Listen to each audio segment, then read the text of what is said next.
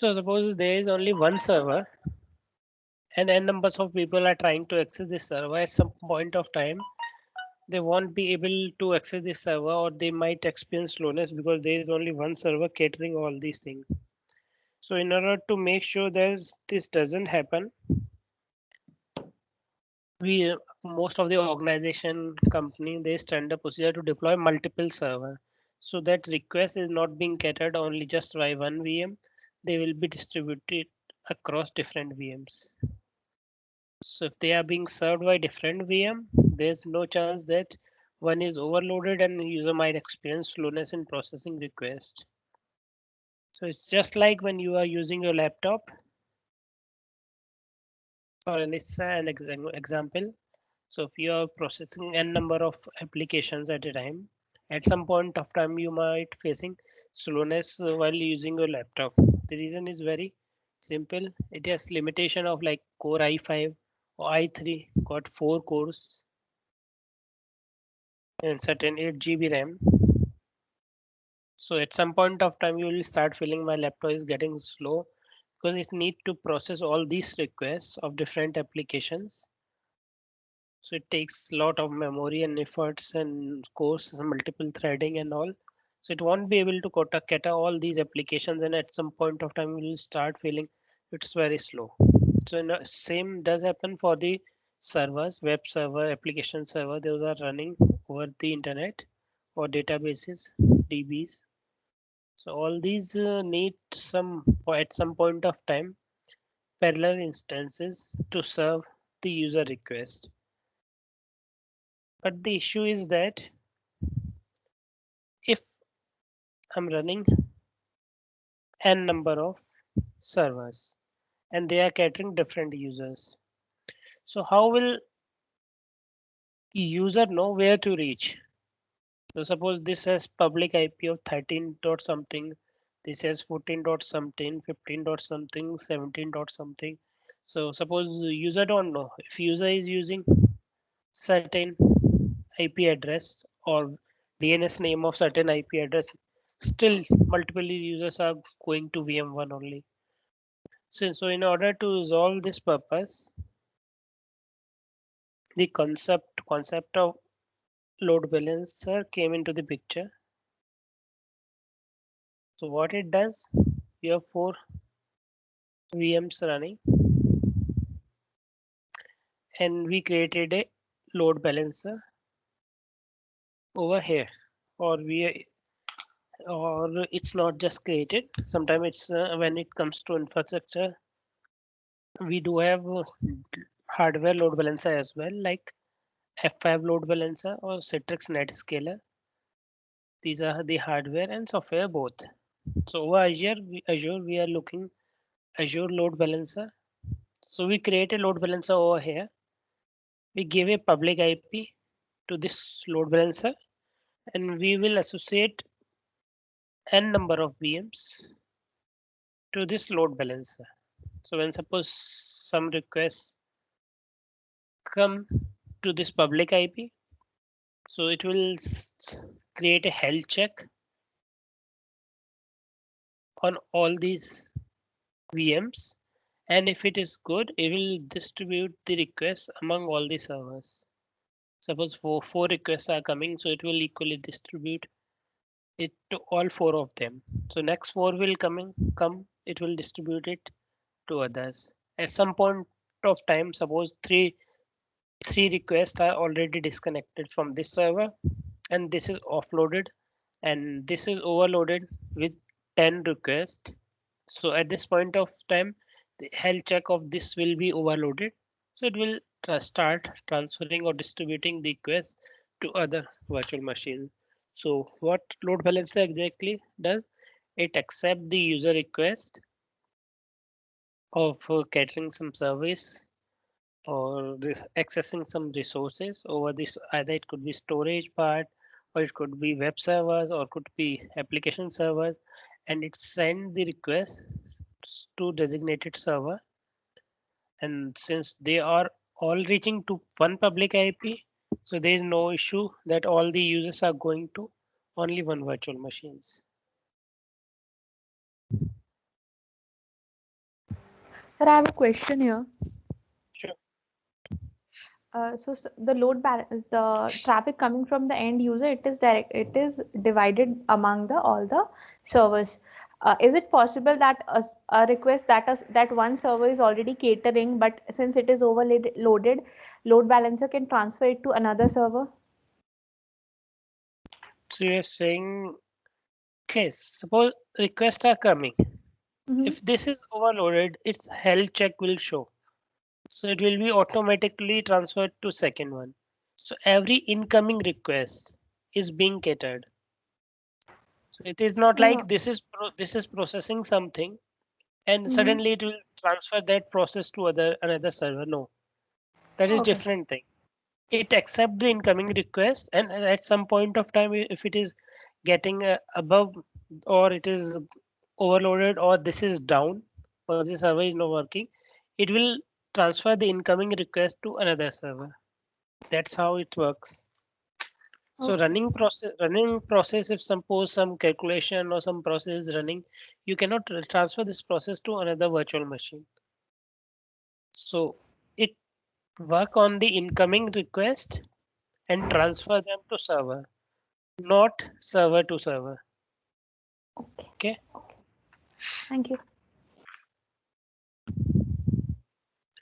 So how to do that?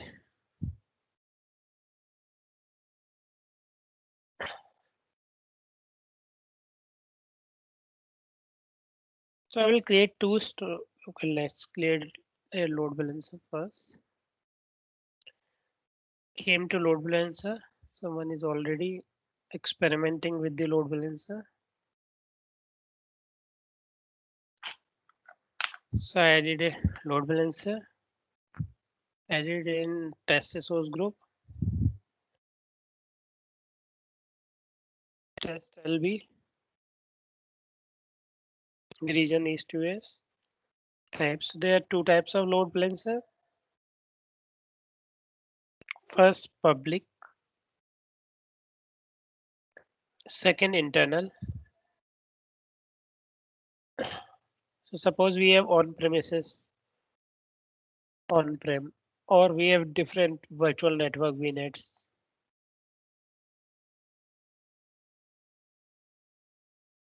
So we have 2 to 3 virtual machines or servers running over VNet 2. So requests are all coming from the internal resources. So on-premises is connected via VPN or express route, and VNet is connected through VNet peering. And if resources internally are going to access these VMs or for some purpose, suppose we have web servers at some location and we have databases, DBs. So DBs are the backend thing that is connected to the web server, and web server is front end that is facing the users. So in this case, these are the backends and these are the internal. We do not want external users to directly access the database.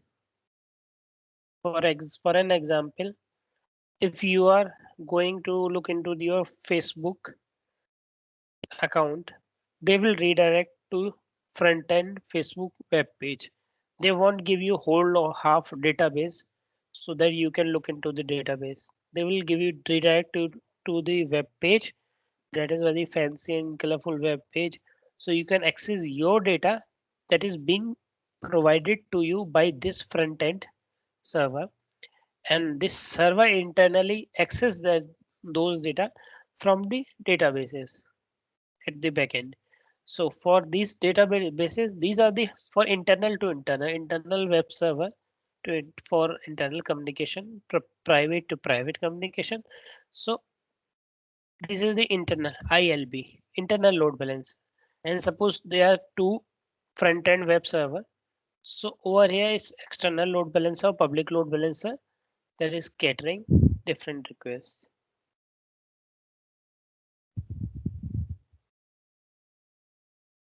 So over here we have option to select either internal or public. So I'm selecting public.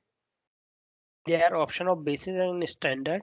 So standard Load balancer is secure by default, support HTTPS and all. Basic doesn't support HTTPS and do not allow you to upload the certificate. So if you want to use HTTPS and use secure connection, you need to use standard load balancer. Then public IP, since this is a public load balancer, I have created public IP1 availability zone. If I will want to keep into the different zone, redundant or different availability zone, I can select 2 or 3. But as of now, it's 1 is fine. No tags needed. Review Sir, and what is create. an availability zone? I think I have already discussed this availability zone. So purpose is, suppose we have one data center over here, another data center over here, and our resources are running over this data center. So suppose this data center goes down. So your resources are down. You won't be able to access your resources and your business is down.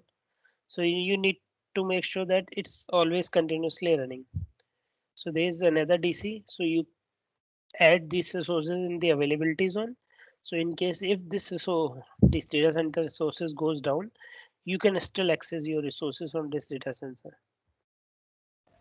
So there Okay. can be natural disaster. There can be data center goes down due to power failure or something has happened. So in that case, if whole data center goes down, you can select for the availability zone prior to deployment. So you want to lose your resources and your business will continue to run fine.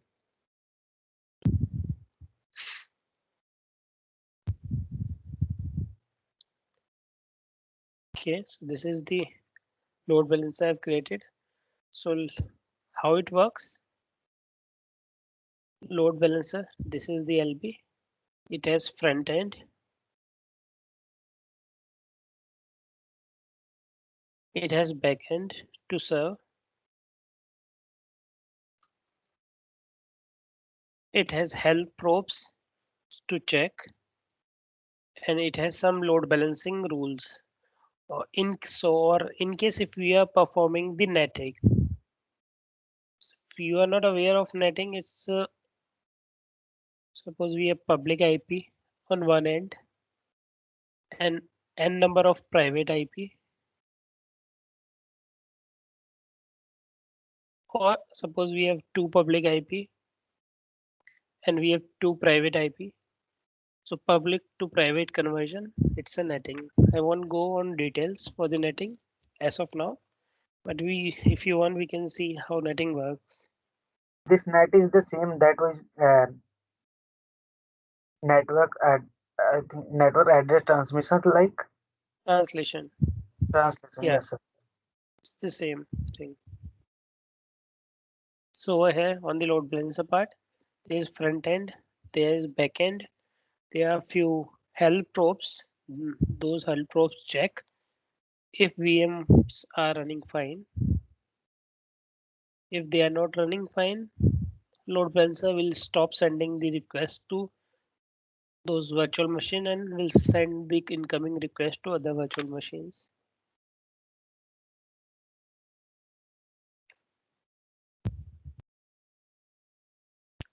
Now I will add just a okay.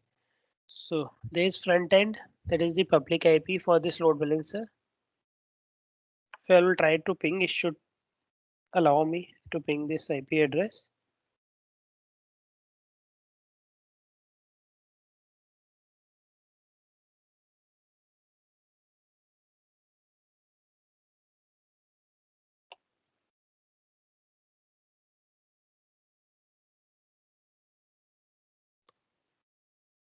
Ping 20.83.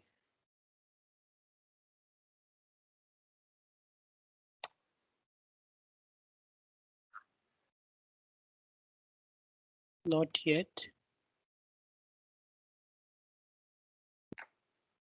It might be because there is nothing at backend. So let me add something at the backend. So I'll go to the backend pool.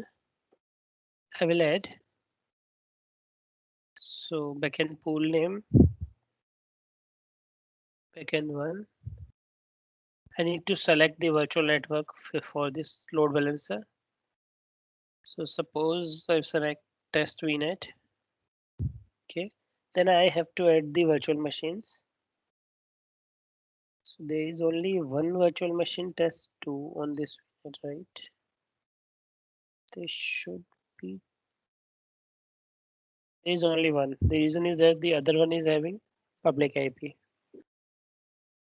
So what I will do, I will create another virtual machine and then I will add it to this one.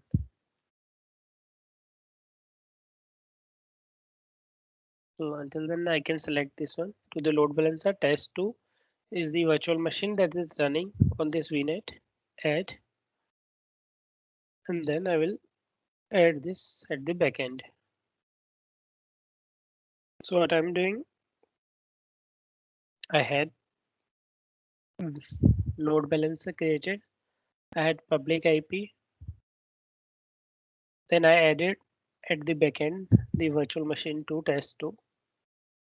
And now every request coming to the public IP will be redirected to VM2. I can add more than one VM if I have running VM on the virtual network. So if I will go to test VNet, okay, I will add another virtual machine to test VNet.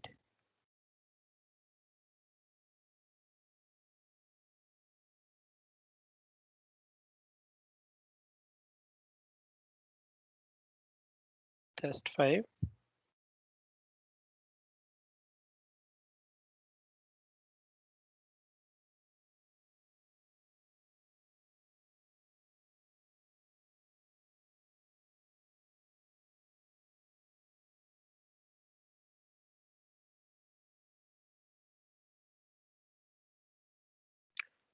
Next,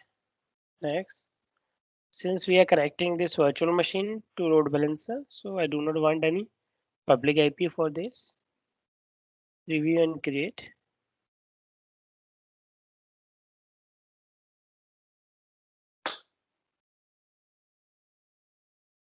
Create.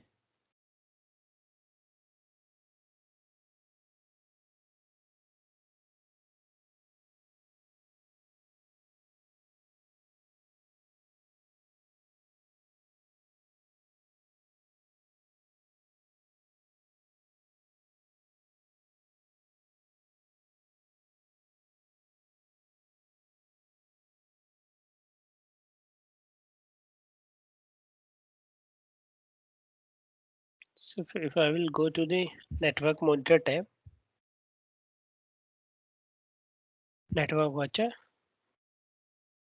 I will go to topology. I will select my test resource group.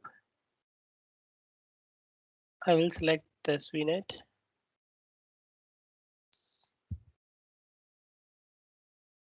So here is our load balancer. It's facing public IP. And this is going to this virtual machine. Right now only connected to test 2. So let me check source is created. Okay. So I will go to load balancer again.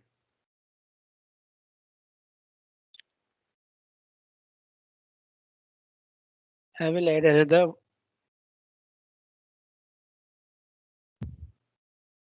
backend.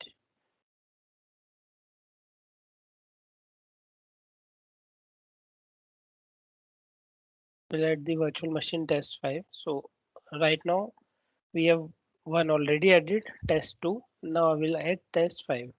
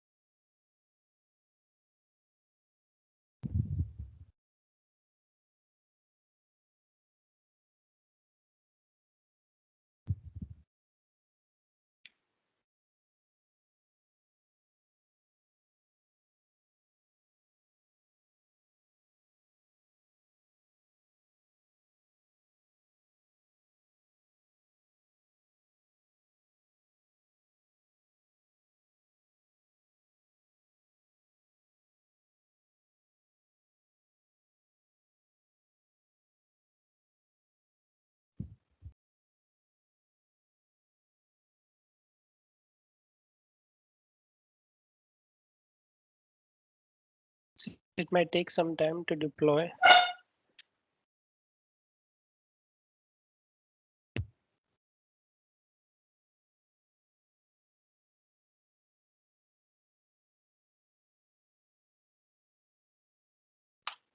Okay, it's done.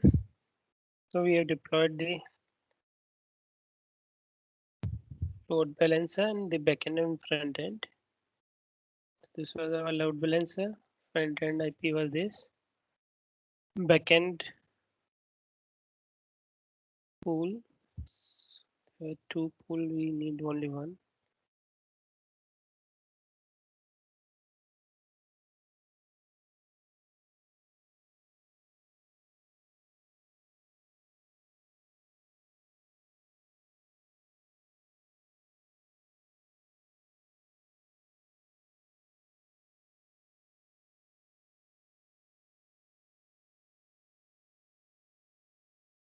So next, looking into the help probes. So we can add help probes like test help probe protocol. We can select either we are using it for the TCP, HTTPS or HTTPS purpose. So if it's a secure, then we can select HTTPS. We have to give the path of the URL of this machine and define the threshold and all. If we are selecting TCP, we need to select the port number. So suppose we are using 3389 for the RDP purpose. Interval, so for the amount of time between the probe attempt. So it will attempt if virtual machine is live or not for 5 interval. And if there's too unhealthy threshold, so if not responding, if virtual machine are not responding to the load balancer, it will consider it as unhealthy and it will stop sending the request to that virtual machine. So we can increase these health probe to more. So if we want the amount of time between probe attempt should to be 10 seconds, I can increase it to the 10. If I want unhealthy threshold to be 5, so suppose load balancer will try if this virtual machine is working or server is working or not 2 times, 3 times, 4 times. And if 4 times is not responding to the load balancer, it will automatically disable that load the server and start sending the request to other servers. So I added a help probes. Next is the load balancing rule. So rule 1, it says IPv4 front end IP is this, protocol is TCP, and port what we want 3389 for RDP. Right now we are testing the virtual machine, so I'm selecting 3389. Or should be the backend port. Okay, it should be 3389. Backend pool to virtual machines. Help probe it will test for 3389. Session persistence, either I want only client IP or client IP and protocol. I can leave it none for now. TCP is reset. I do not want TCP to be reset, so disabled. Floating IP, I can select the floating IP so that in case we have one IP and two virtual machine and the IP should rotate between 1 to 2 seconds. Or I can keep it disabled as of now. Okay.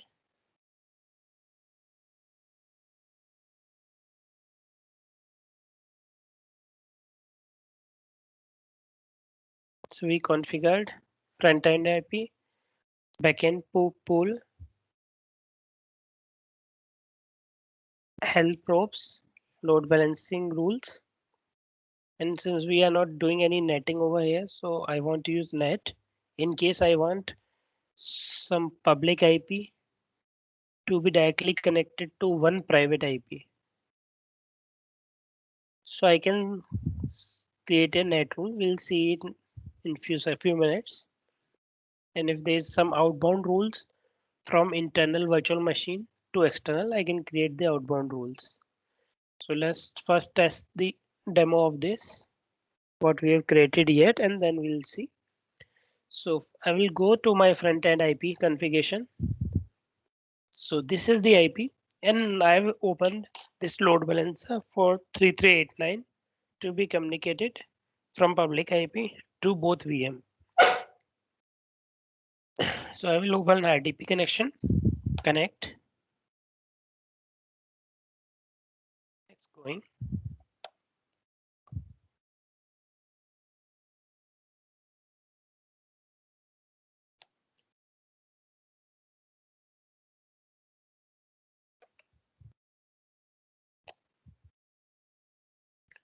So one of you should try RDP on this public IP. Just a second. What was the password?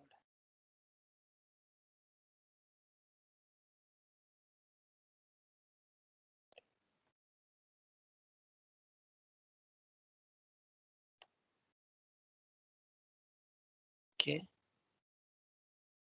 So Niharika, can you try RDP into this machine? Yes, sir, This I'm doing that. Just a second.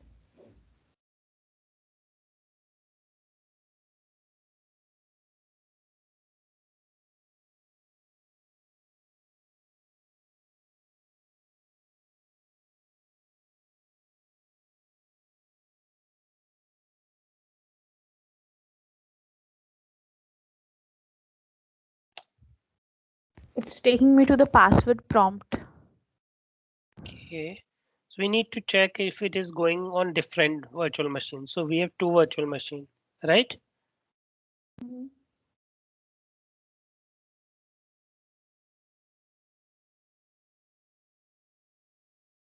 So try local admin password at the rate 1234. Sometime taking my password and Password sometime not. P capital or small? It's P capital. Let me reset that password first. First test 2. No. Test. Bad credentials. Are you changing the password, sir? Yeah, I'm trying. I'm going to change the password. Giving trouble to me as well.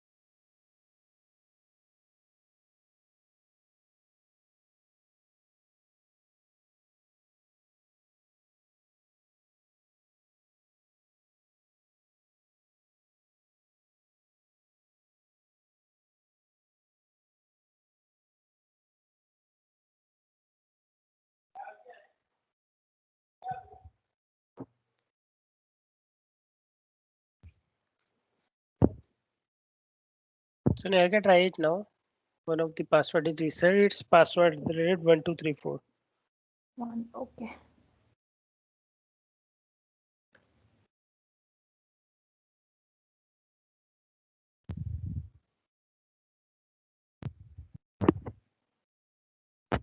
Okay, I am through. No, connection has been terminated because unexpected server authentication certificate was received from the computer. Just a second.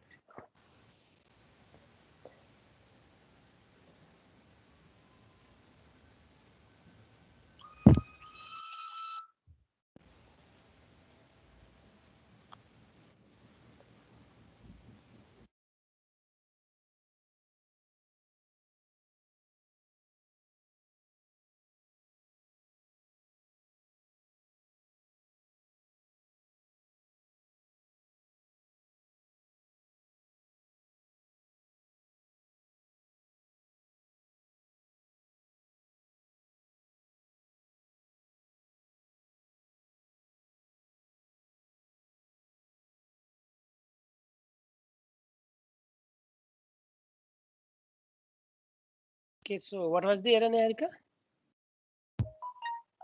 Just a second. So let me try myself.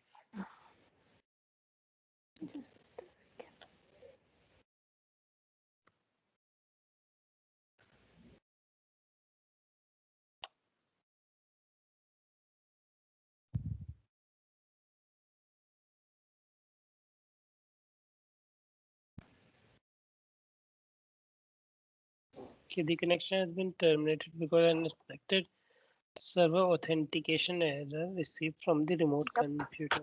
I also got the same error. Can just check on which virtual machine you are going. It's 20.83.146.130. I'm connecting to this one, Just a second. which is, I believe, V test 5. Okay, so I mean, we'll see what this error is on the virtual machine part. But you can see that when I tried, it was going to test 2, right? And Niharika, what about you? I'm just checking it again. Hold on. It is still initiating the connection. The earlier one was terminated. It's still initiating.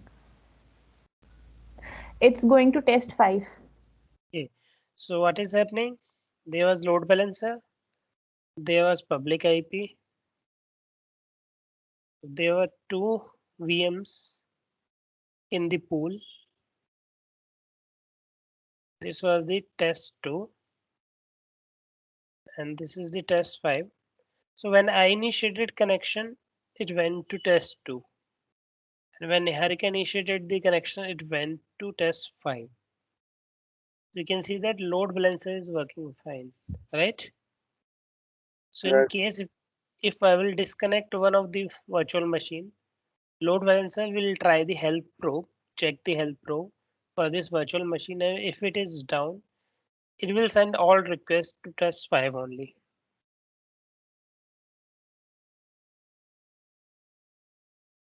So now, right now it's distributing. Let me check this error. This might be some error on the virtual machine. Just giving the name of the certification.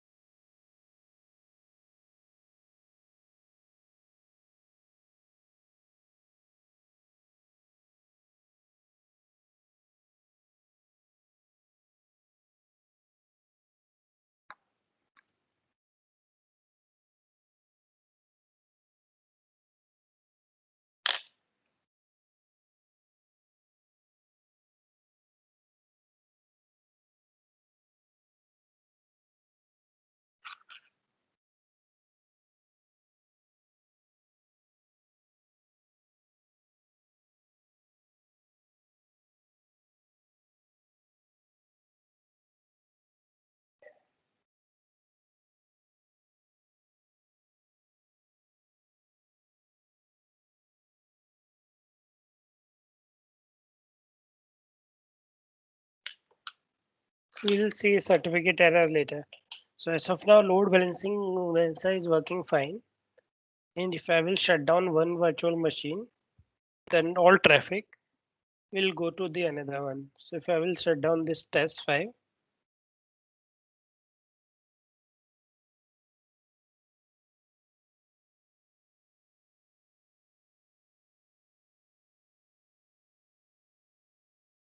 so all requests will go to test 2 since this is down.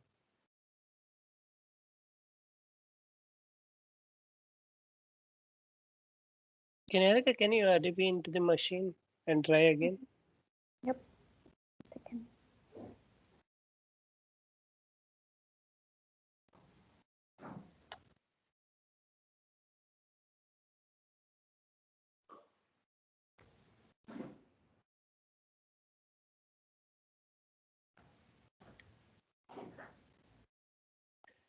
Okay, now it's going to test 2.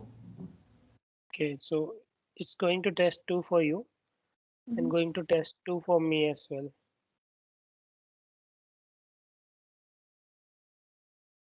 Okay, The reason is that test 5 is shut down, and when Health Pro was checked and it found that its no virtual machine is not working, so it transferred all the requests from me and from you and from other users to test 2 only. So suppose they have 5 virtual machine, so it will transfer the requests to 4 of them if one of them is down. It's in the health probes. Okay.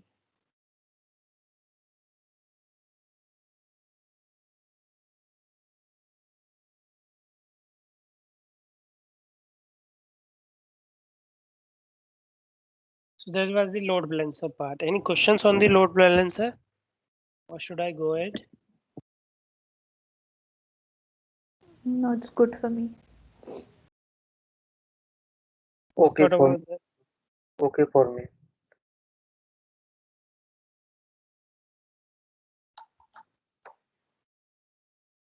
Okay.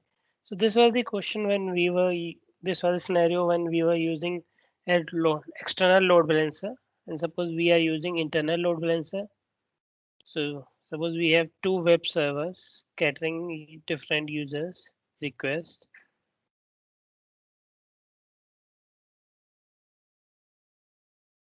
And we have, so our load balancer, public load balancer is sitting somewhere here. So it's accepting all requests and transferring to web server. And suppose we have other internal database, DB or some other servers. Suppose it could be the DB server or authentication server or any server accepting the request. So in that case, we can use the load balancer, which is ILB, internal load balancer. So every request from web server to internal load balancer will be transferred to internal. So in this case, we are not going to use the public IP. All will be transferred and will work on private only. So we'll go to load balancer and create one.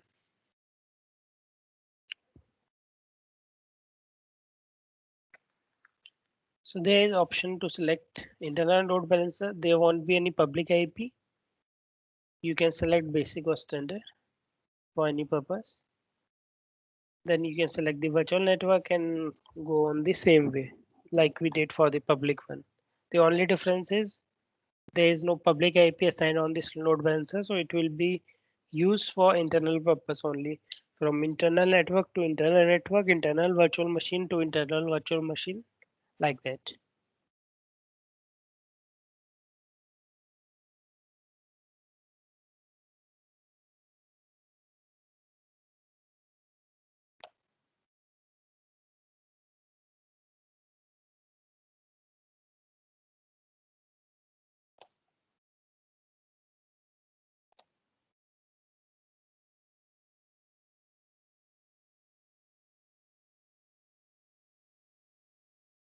Yeah, can you try RDP once more on the same IP? So Yeah. it's not showing any certificate error now. Just a second, I'll try it I again. just want to test.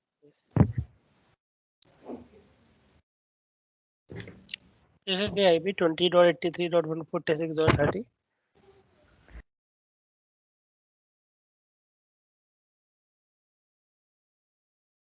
Yeah, I'm just doing it. Give me.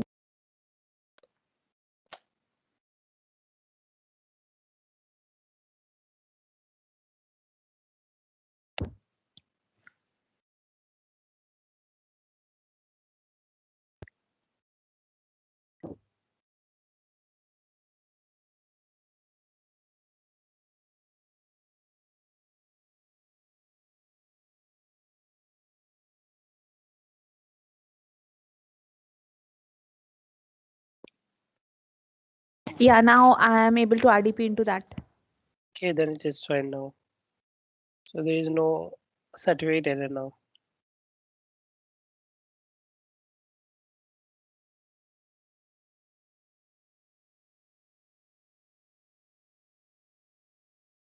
Okay, next moving ahead to Azure Firewall.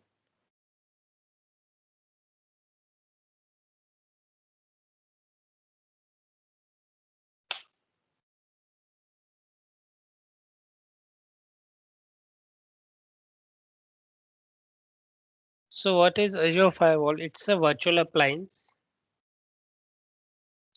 The purpose of the Azure Firewall is for the security, where you create a firewall in front of your internal network or network to network.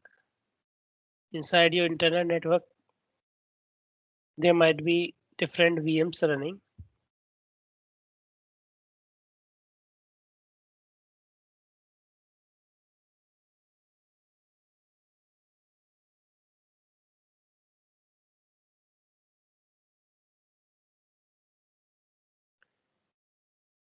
So suppose you want to prevent this public IP or load balancer over here, like we saw in the earlier demo. So it's scattering the public requests. Since scattering the public requests, there can be multiple threats like DOS, denial of service attack. It could be DOS attack. It could be any phishing or something inside the packet. So there can be n number of vulnerability, n number of things that might impact our virtual machine. So in order to prevent and keep it secure, there is option inbuilt native option of Azure Firewall. So the purpose of Azure Firewall is to secure its your perimeter of the Azure network.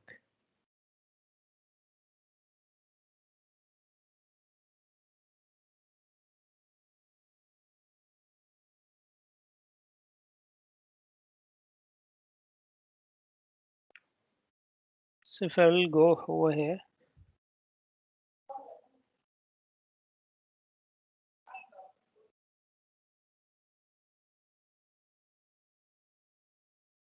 so you can see there is firewall option. Azure charge a heavy amount for deploying this firewall. So first charge will be for the deploying firewall, and then you will be charged build, just like VM hourly basis.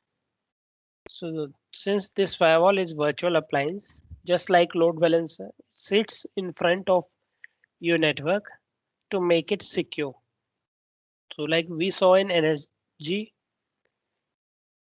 there were restriction created for the incoming source IP, destination IP, source host IP port. So NSG is a kind of firewall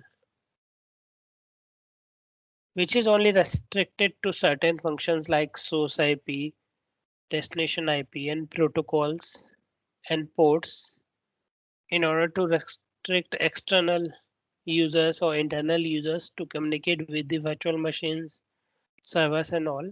When it comes to Azure Firewall, it provides several features like preventing threats, preventing denial of service attack, and multiple vulnerability and threats that comes from the public or internal domain to inside your virtual network. So in order to secure your virtual network, we can deploy Azure Firewall. There are other options as well like Palo Alto or Checkpoint. So since Azure Firewall is virtual appliance, these are the virtual appliance non-native to Azure. Instead of using Azure Firewall, because Azure Firewall is limited to certain functions, it provide you the threat prevention, it will provide you the netting, it will provide you the protocol and source access list to prevent source and IP and port and few other features. And apart from that, you won't get a lot of function like next generation firewall provide like IDS and IPS, intrusion detection and intrusion prevention. So if you want all these features, you need to select or choose one of the firewall. So there's Fortinet as well, and there are other firewalls as well. So in order to make your network more secure, instead of using Azure firewall, you can deploy one of these firewalls as well. So since these are the next generation firewalls, they will provide you additional features like IDS, IPS, intrusion detection, intrusion prevention, and your network will be more secure over the cloud. And how it is deployed? So what you do, you have subnet 1, there are one or more VMs. You have subnet 2, one or more VMs. So you inside a VNet, you create additional subnet, that is firewall subnet.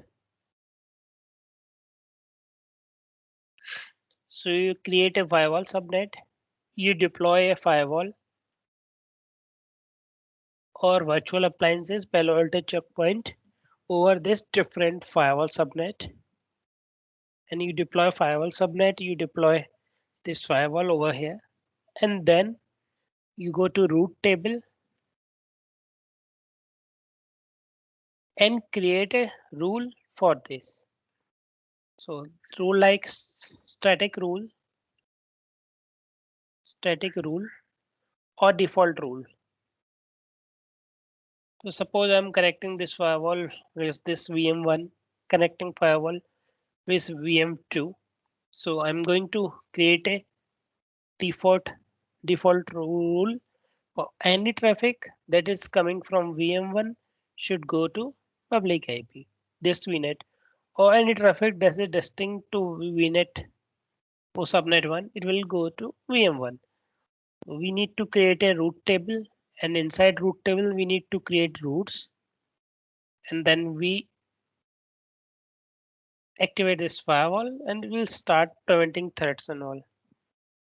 So in a small picture we can see this.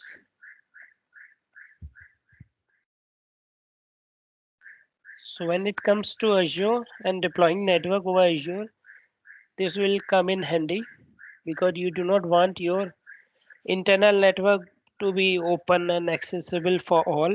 So if you want it to restricted to communicate with certain VNet to VNet or certain subnet to subnet, this will come very handy when you will create route for certain subnet or certain VNet, complete VNet, and you will create a route. So it will be only routable to another VNet, and for others it will be automatically blocked. So no other VNet or subnet will be able to communicate. So you can see if I will go to root table, first I will create it.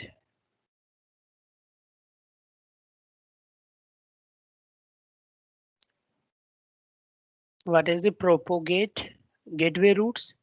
So suppose I have virtual network VNet gateway created. So VNet gateway, the one side of the VNet gateway, there is VNet 1, and the other side of the gateway there is VNet 2. So if there are rules or routes created on this VNet 2 from any other VNet. So if I want these route from VNet 3 to VNet 2 should come across the VNet 1 as well. So I need to select this option. So all the routes that is for the VNet 2, for the other VNet 3 or 4 something or VNet 5, it will add all those routes in the route table. So it's a propagate route. Next tag and review and create.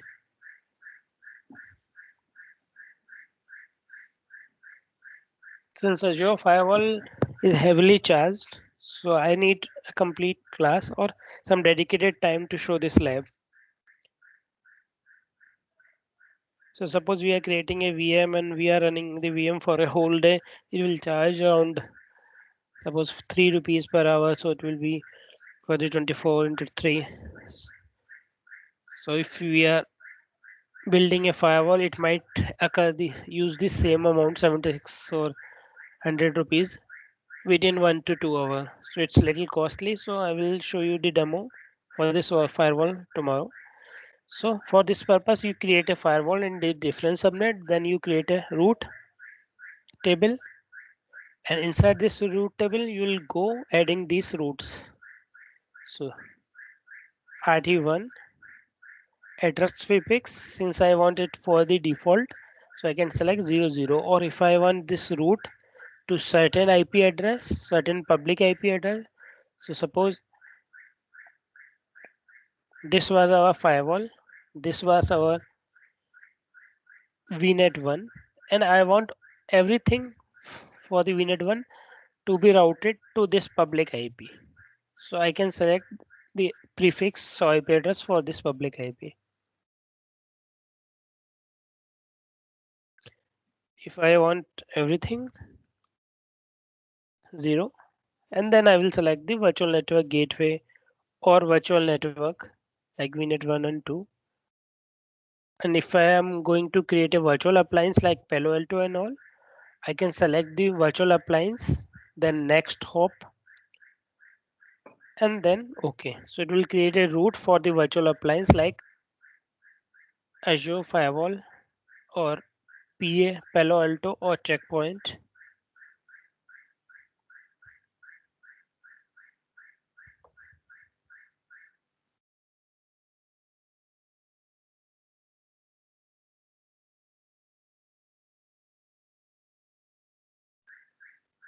So for this, the demo of the Azure Firewall, we'll look it tomorrow because it will take a lot of time for it to create, and I will make sure it is prepared before the class.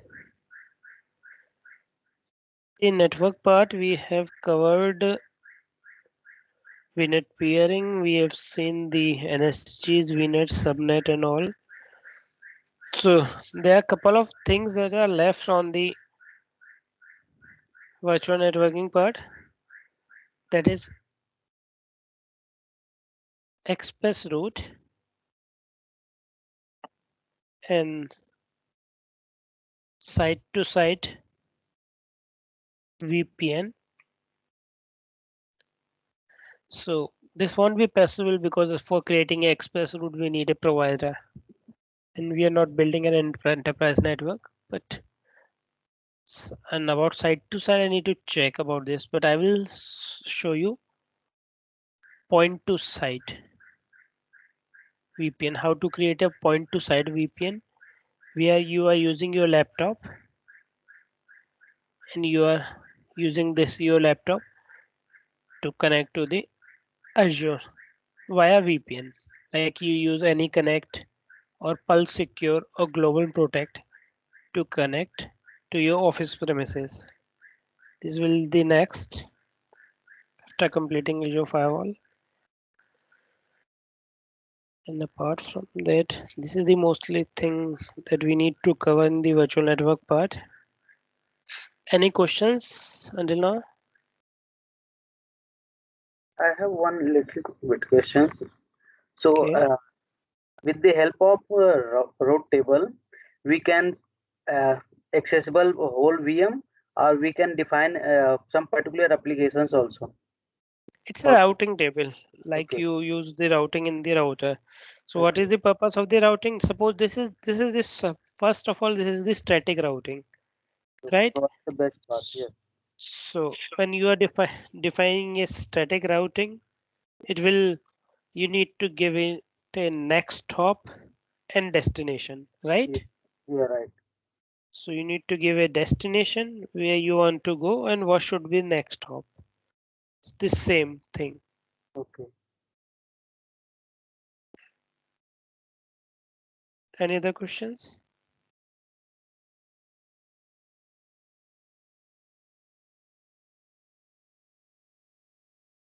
No, sir. No, sir. Okay, I think we can end this session for today, and I will try to finish the networking part tomorrow itself, so that we can go ahead with the other modules, because we have lot of things to cover, right? Right. Okay. Okay, thank you very much. See you tomorrow. Bye bye. Thank you, sir. Thank you, sir. Thank you, sir.